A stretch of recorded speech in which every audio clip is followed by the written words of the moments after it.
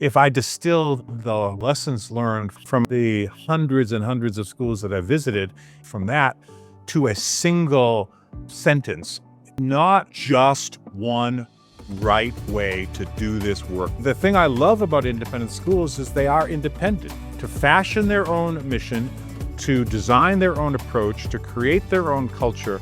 And there are lots of different paths to success. Welcome to the Net Assets Podcast. I'm really excited about today's episode. I'm still relatively new at hosting a podcast, and my understanding is the host is supposed to have some sort of introductory patter, and I'm still developing my introductory patter. I feel like I'm giving weather reports from Washington, D.C., and I'm going to go with that again today because the cherry blossoms peaked last week. They're in full bloom, they're flying around, and it's a really beautiful day in Washington, D.C. But that's not the reason why I'm so excited. I'm really excited about our guest today, and thank you for joining us. I think you're probably excited about it too. I am so pleased to welcome John Gulla, who's in his 13th year as the executive director of the Edward E. Ford Foundation, which seeks to improve secondary education by supporting U.S. independent schools and encouraging promising practices. And by the way, a little factoid about John is that he's visited over 750 schools during his tenure as the executive director of E.E. Ford. Welcome, John. Thank you, Jeff, and thanks for inviting me onto your podcast. I have mad respect for a road warrior like you who's visited 750 schools. Are you still keeping count?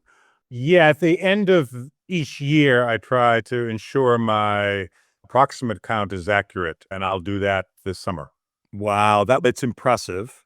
And I'm sure the schools are better for it. It's such a great opportunity to talk to you a little bit, and I definitely want to pick your brain, but it's so informative to me and to folks listening to the podcast to hear about your career and your journey. How did you end up in this very unique role with E.E. Ford? I'll give you the abbreviated version, but it's a long life story because this is my 45th year of professional work, and it has all been in the independent school world. I come from a family of educators. My mom and dad both were public school teachers, and my aunts and uncles, virtually every one, were also involved in public school. I was interested in teaching, but had no patience with getting certified, and the school that would hire me was an independent school. So I began my career at St. Anne's, an unusual arts-oriented, no grades school in Brooklyn Heights that gave me a start as a teacher, math and physics teacher. I was also the middle school director at St. Anne's, and St. Anne's is where I met my wife. We married and had what I tell my wife was a 2-year honeymoon in New Orleans, where I worked at Isidore Newman in New Orleans. Our first child was born. I was happy at Newman, but once we had a child, we wanted to move back closer to family, all of whom are in the Boston or New York area. So I came back to a position at Riverdale Country School, initially as the upper school director and then the associate head of school, and knew that I wanted to try my hand at being a school head. Was fortunate to have had a number of offers, took the offer to be the head of the Blake School in Minneapolis, a pre-K through 12th grade school founded in 1900 and then enrolling about 1,400 students. Was there for 14 years and loved it. Might have been willing to play the career out there. I was so happy, but I was even happier in my marriage, and my wife is a New Yorker. I always knew you were a very smart man, and that just proved it. But once our children, the youngest of our two boys, had graduated from Blake, she began to ask, when were we going to go home, as New York really is home for us. And I tried to delay that. I delayed it once successfully for 4 years while they were in college. But then at the end of that, it was clear that either we were going to have a marriage at a distance or I would join her and move to New York. I decided on the latter and wasn't initially thinking about E. Ford because I wasn't aware that the foundation was a movable feast. And it was located, the physical office, when The executive director was my predecessor, Bob Hallett, in Portland, Maine, and we were moved back to New York. I was only looking at jobs that I could commute to by subway.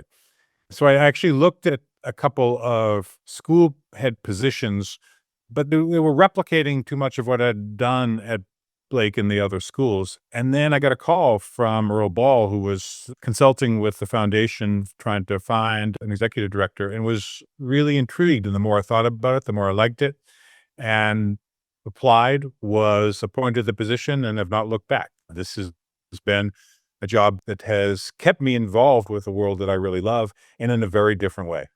That's really interesting. I didn't know that about your background, and it's something similar. When I first came to MBOA, they were based in Boulder, and it was really, "No, I'm not going to live in Boulder. I built a career and a family and a life in Washington, DC. Can we make that work?" And sure enough, it does, but you don't know until you ask. Isn't that a lesson? But I'm really intrigued. You're born to teachers. You started your career as a teacher. Are you still a teacher at heart? Yes. How does teaching inform your current role? Largely my work is with school heads.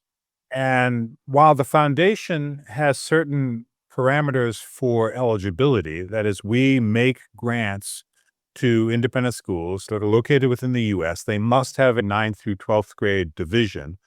So I don't work directly with schools that are K to 6, K to 8, but they can be 9 to 12 or 6 to 12 or K or pre-K to 12. There are other eligibility criteria. But a large part of my professional life is involved in conversations with school heads who contact the foundation to initiate making a proposal to us. And then it's my job to work closely with those heads as they pursue the proposal, as I learn about their school, to fully understand the institution that they lead. And the teaching comes that I have had a lot of experience in the independent school world and can help those who might be new to headship or perhaps have not had exposure to as wide an array of practices in the independent schools learn more about how they might best meet some of the challenges that their schools face. That's really impressive, and I'm sure that gives you insight into schools in a very unique way that must be helpful to you, and instant credibility, I would imagine. You've been in the classroom, you've been in those intermediate leadership roles, and you've been ahead. There must be just a connection of sorts when you go in, especially because you're going to help them solve a problem or advance an initiative that's important to them. I think that's true. The sense I have is that, and I pride myself, or this is how the foundation runs, is that an engagement with us as a school pursues a proposal, whether or not we fund that proposal. I think actually working with EE Ford, engaging with us, drafting that proposal, providing us the data that we seek, analyzing that, answering my endless questions for a visit to the school. I hear it, and I don't believe it's idle flattery, but they'll say, I did not know that this would be as insightful or as beneficial to me as a school leader, independent of getting the money if they do. But the process itself, I think, is often clarifying. I understand that. And you were recently just returned from a sabbatical, and we managed to time that with your recognition as the 2025 Sarah Daniel Outstanding Support of Independent Schools Award from MBOA in New York. That was really dicey for us. We said, we think John deserves the recognition, but can we get him in the room? We can't recognize someone who's not there in the room. And it all worked out. How'd that feel? Just being in front of a room of business leaders, independent schools who are all familiar with your work and your contributions. It was an honor and a real pleasure. True. I have, in addition to heads, work often with business managers and the business operation of independent schools, both as a head and as an employee in other roles at other schools. That too is central. But being there and receiving that recognition, that honor, meant a lot to me. And thank you to NBOA. It was a pleasure, and your remarks were really on point. I want to talk about this sabbatical. You go on a sabbatical to reflect, gain a new perspective, take a break, recharge the batteries. What were some of those reflections? Or when you came back from sabbatical, what was different? How had your perspective changed taking that short time away? I hadn't requested the sabbatical. The board of the foundation And that board is 12 in number. Half of the board are descendants of the man who started the foundation, and the other half are former school heads. Many of those, the family members, some of them have served on the board for 20 or 30 years. Some of the school heads for an extended period of time, not quite as long as some of the family members. But it is a representative group and one that I greatly respect. They had suggested that they thought at the 12-year mark that it may make sense for me to take a sabbatical. As I thought about the future, as I thought about how long might I want to do this, I came back from that sabbatical. There was a commitment that I'd made for a minimum of 18 months upon return, but I was able to come back and say, you don't have to gear up for a search. I want to stay. And I was beyond that 18 months. I don't know for how long. The travel that we mentioned earlier is a bit of a bear. I completely understand. But I would not give that up if allowed to, because it's too central to this work. Being on the campus of a school, even if it is for 6 or 7 hours, and having the privilege, really truly a privilege, to talk with a group of teachers, a group of students, to tour the campus, to meet with administrators, to watch an assembly, to see classes in action, gives me a sense of each of these schools. And of the hundreds and hundreds of schools that I visited, if I distill the lessons learned from that to a single sentence, not just one right way to do this work. The thing I love about independent schools is they are independent to fashion their own mission, to design their own approach, to create their own culture. And there are lots of different paths to success for schools. And that has been a real eye-opening experience. I visit day schools, day boarding, boarding day, all boys, all girls, faith-based schools, Montessori schools, experiential schools. The range of schools that I see represents the fullness of independent schools throughout our country. John, I love that you said that. And I have a question for you because I think that independent stream that we have in our schools, if I have a source of frustration, it's sometimes I don't feel like we exercise that independence enough. I feel like we sometimes conform to models, compensation that we borrow from public schools.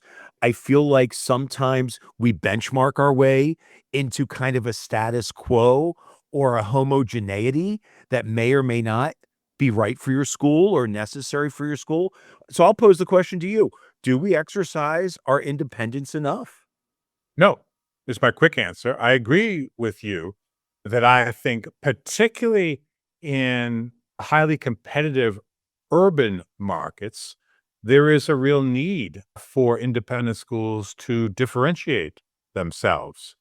It's one of the things that early on in my time at the foundation, I took issue with the overuse of the word innovation because schools were all claiming to be innovative, but they weren't being either courageously or dramatically, originally innovative. They were claiming innovation, but that was really innovation around the edges. I do think there are all kinds of opportunities for schools to rethink the way in which school has taken place for so long. And I'm limiting it just to our country, never mind going back in the whole history of education. I always feel that there are these generative experiments going on that could be even grander. Go back to the sabbatical for a second. One of the things I explored in the sabbatical was reading more about the way in which public schools in Finland are altering their approach to education. They are remaking their curriculum based on phenomenology. So rather than the organizational principles being the same academic disciplines that were handed down to schools by the Committee of 10 in the late 19th century, and having English and history and math and science and languages and arts, that's one way to organize a school. It's not a bad way necessarily, but Finland is trying something quite a bit different in the organization.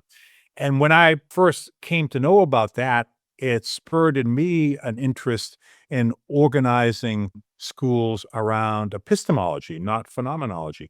You could create a pre-K to 12th grade school that I think could be very effective, where the organizing principle was, how do we know what we know? Hmm.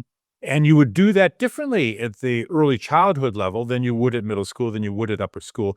And students would still gain all the skills that they currently gain, but we would be organizing it because the epistemology of mathematics and the natural sciences differs significantly from the epistemology of aesthetics in the arts, differs from the epistemology in the social sciences, which is in some ways a bridge between the two. So in the sabbatical, I read up some and wondered if I had an extra life to lead at the same time. Could I think about how I'd create a curriculum, or how might I start a school that would be an epistemological school at its foundation?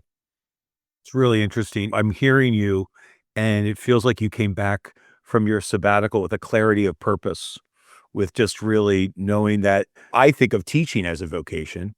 And I think you've found a new vocation, an extension of your teaching. And I'm going to use words that you shared with me when MBOA was going through its process with EE Ford, and you called the resources catalytic. How I would encapsulate your role is you are a catalyst for innovation, and that you are fortunate to not just think that way, but that you have resources to help move schools in that direction, because no school feels like they have the resources, right, to innovate. That always comes up first. We want to do something really big. We want to do something really different. How are we going to pay for it? They're all working on tight budgets. So I think occupying that lane must be so gratifying. As I observe it, it must be so gratifying to know that you could do that. I think you've accurately described part of the great satisfaction, gratification I find in the work. There are grants we make to individual schools concerning projects that are wholly within the school. And we do a lot of good in that way. But it is the opportunity to catalyze change, particularly change that might involve partnerships, alliances among schools, doing things together, and changing practices, trying to find a way in which something might start with a group of schools in one area of the country and then spread to others, that really brings some of the even greater gratification, satisfaction to me in the role I play at EE Ford. That's what attracts me to something that's truly innovative.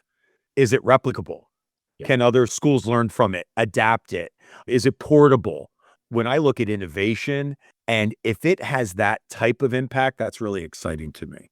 There are different grant-making programs within the E. Ford Foundation. The bread and butter for the 67 years that we've been supporting independent schools are in traditional grants. The next sort of expansion beyond that came with educational leadership grants. And I speak to this now because one of the criteria for educational leadership grants is that the proposal must have reach beyond the school itself.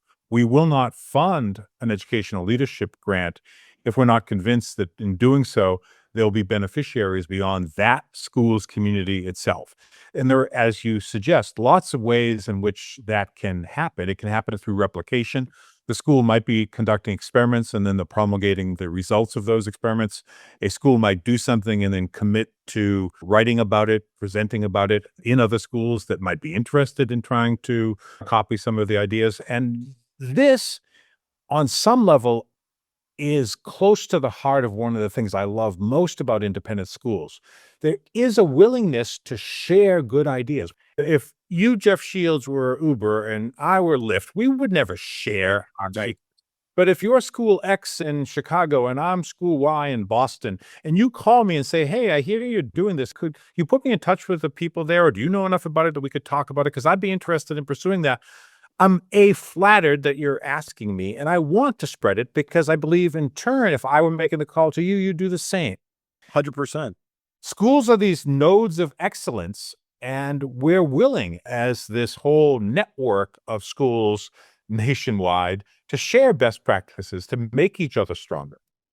Business leaders have that in droves, John. If you know anything about our community, business officers, the collegiality of this community, it blows people away because people come into the business officer role likely from another profession. They come in, it's a second career for many. And I can't count on one hand how many times financial leaders, they've been in finance or some sort of operational business role previously, and they can't believe it. They can't believe the level of sharing, the level of collaborating that they could have with their peer down the street or across the country. So it's really part of the DNA, and I do think that's really special. I want to switch gears a little bit.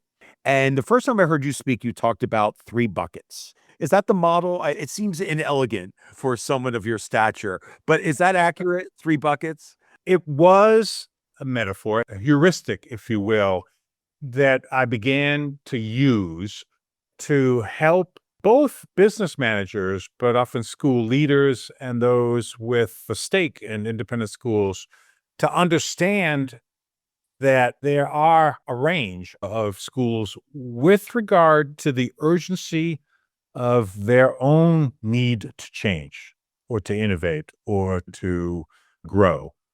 And I don't mean grow just in size, though that sometimes is helpful. The three bucket heuristic was to say there are schools whose reputational capital and financial capital, there are who've been around, some for 2 or 3 centuries, and who occupy a position in the independent school world, that their future is relatively secure. They've been around, they'll stay around. They could begin to do things differently if they so choose. And I think even those strong schools ought to regularly question practices to ensure that they're best serving their students. But they don't have to change in order to stay healthy and successful, to be in demand, to be selective, and to balance their budgets and see an open-ended future.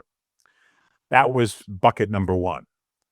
Bucket number three were schools that were challenged, that they had either shrinking enrollment or precipitously decreasing full pay families that weren't allowing the flywheel of their operation to operate, and they had increasing financial aid.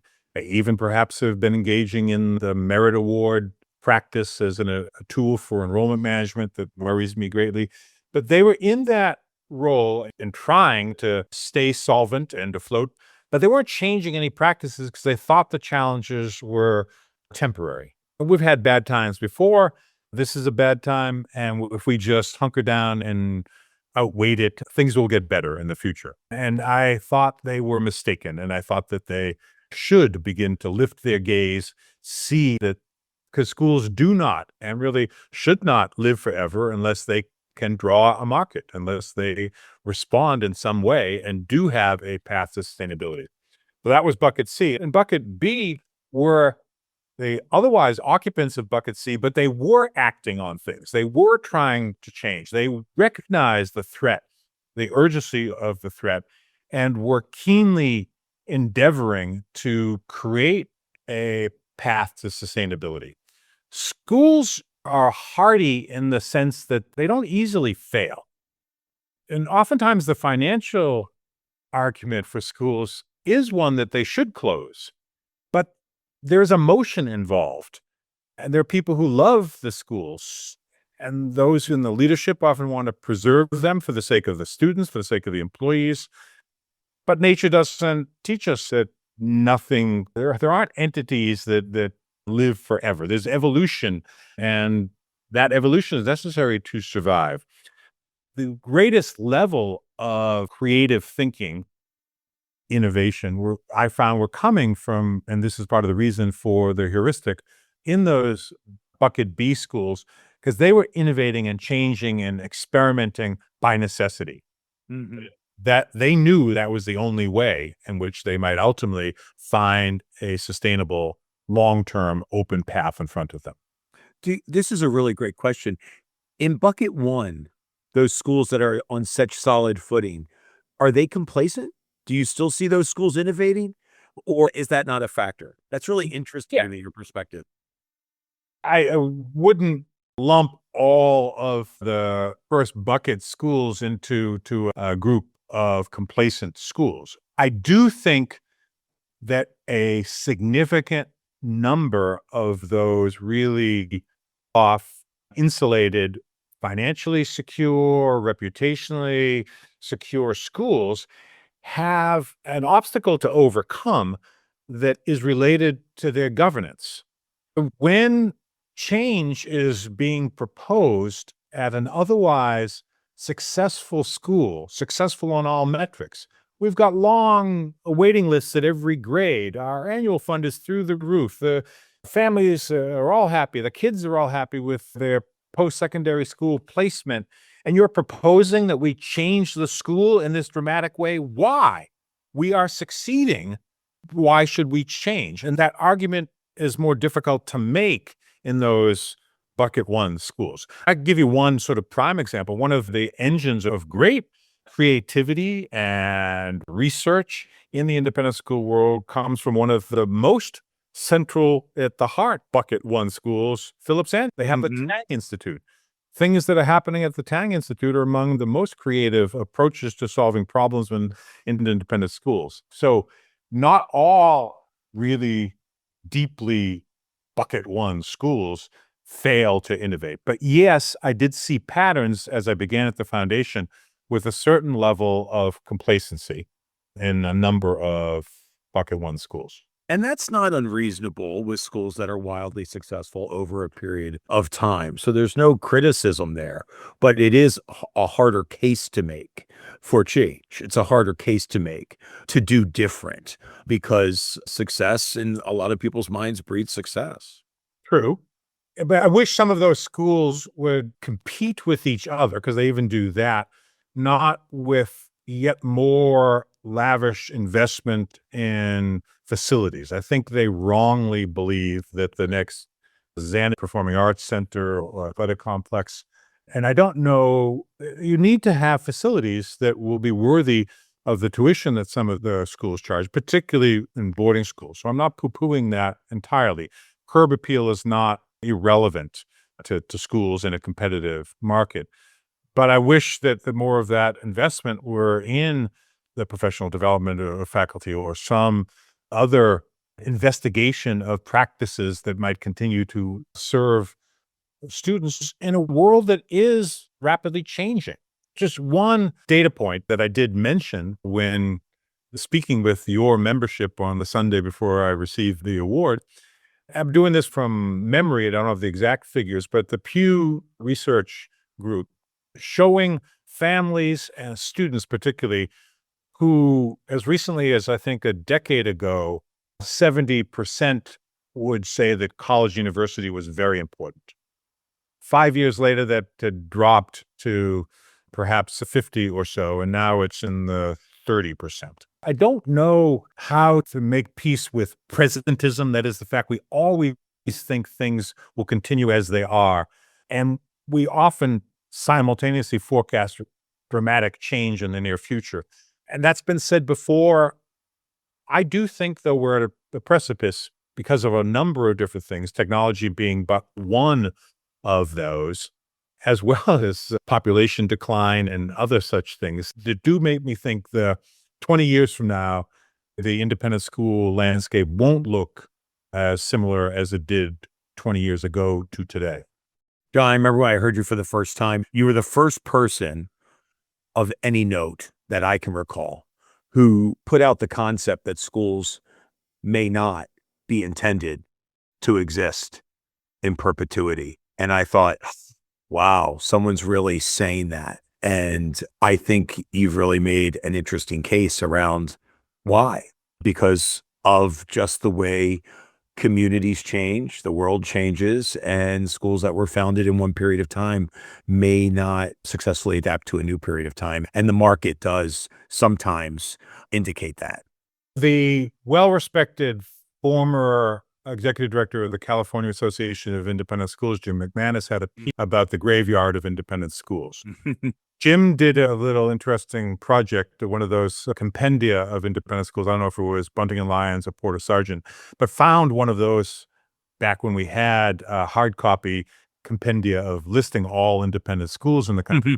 He found one from the early part of the 20th century and then compared it, just went through and gathered all of the schools that did exist at that point. I think it was well before the First World War, and how many of those no longer existed, and wrote a little bit about that. That was, in my mind, I subsequently have written about this, but I saw Jim's analysis as being the first great extinction of independent schools. And many independent schools started as proprietary schools.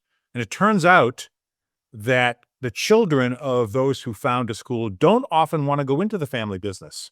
So when the founders were all done, there was no one to inherit the school. And those schools often became 501c3 not-for-profit schools. But without the founder, not all of them were prepared for perpetuation into the future. So a number of those schools then closed.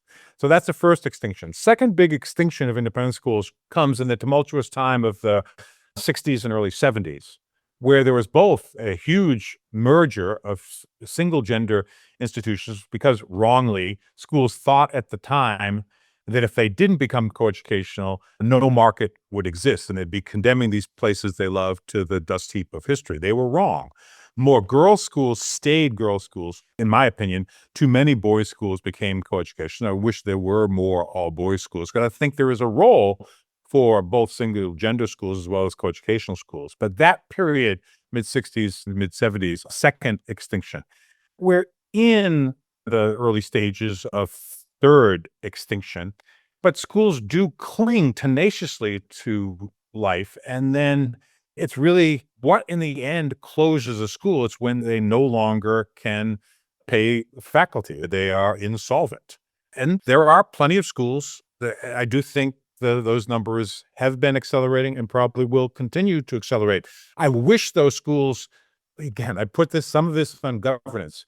No one joins a board so they can work to closing board 100%. because they care about it, because they were asked to, they were flattered, their children went there, they went there for whatever reasons. And then it's a difficult conversation to introduce at the board level, and it's only the board that can do that.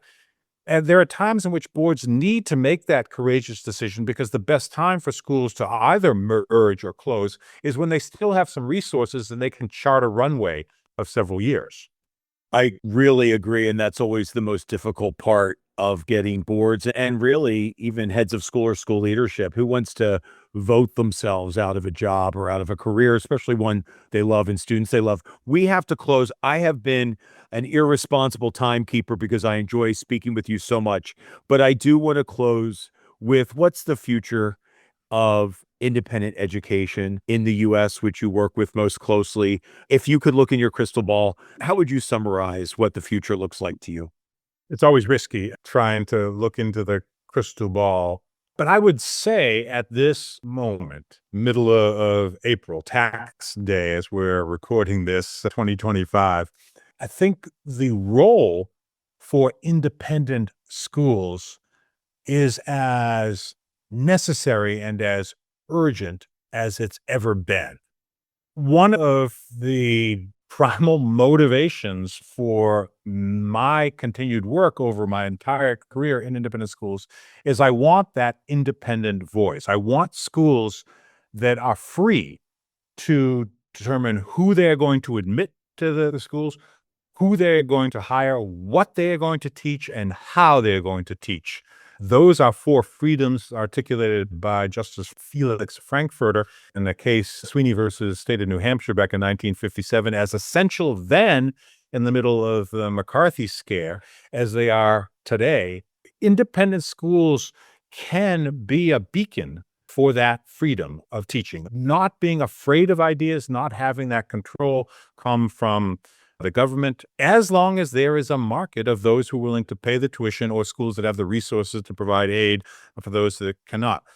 So that's one level. Technology will continue to evolve. And I think the best of independent schools are not afraid of AI. They're embracing AI. How can we use this tool? The same way math teachers learned how to use graphing calculators. So the technology never gets stuffed back into the genie bottle. We have to figure out how to responsibly use that.